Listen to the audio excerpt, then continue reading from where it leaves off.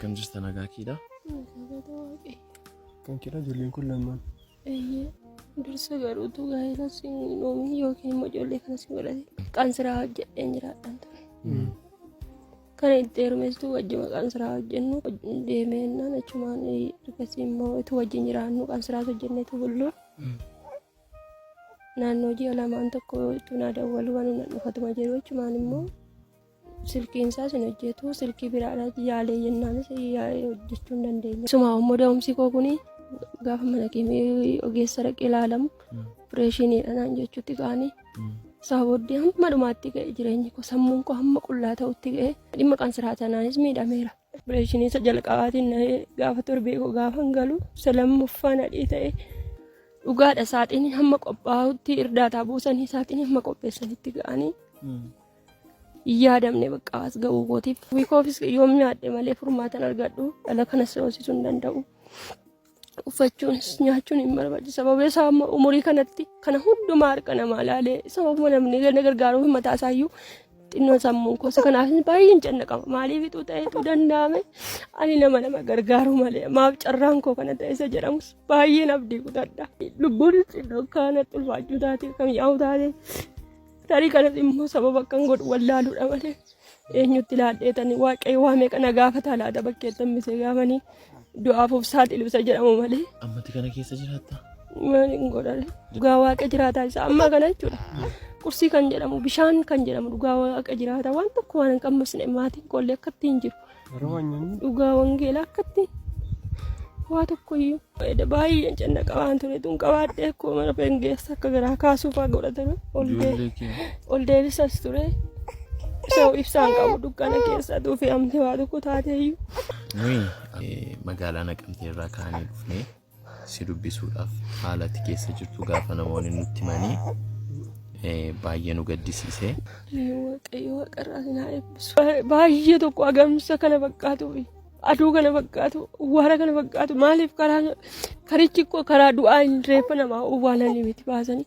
Baay'ee ulfaata waan ta'eef kana darbitanii deemtanii dhufu keessaniif iyyuu waaqayyo umurii irratti umurii isiniif dabalu. Naamee birrii kana qabadhu. Birriin kun qarshii 20,000 dha.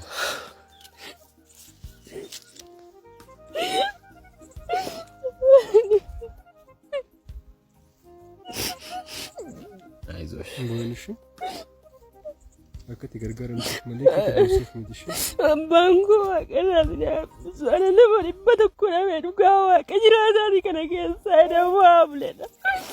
Gaan ittiin laqee laalsu. Sadarkaa beekaayituu dhibbadhu lafti natti baree. Yoon iyya namatti iyyadhuun kamma. Birrii 20 miti birrii 20 nama keessa hin qabnedha dhugaa waaqa.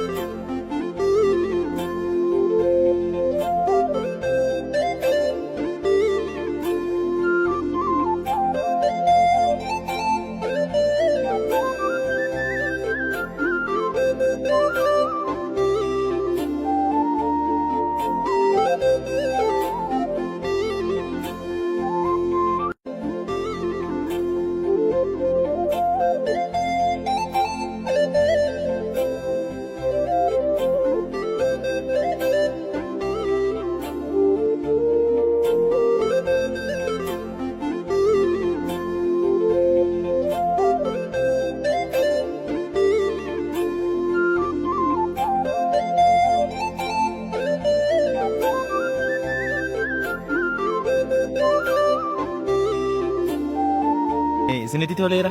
Toleera. Akkamitti gammachuu akkamii? Gammachuu guddaa. Yaadni abjuudhani. Yaadni abjuudhani. Nan bashannaneen. Gammachuu dharee. Nan gammade.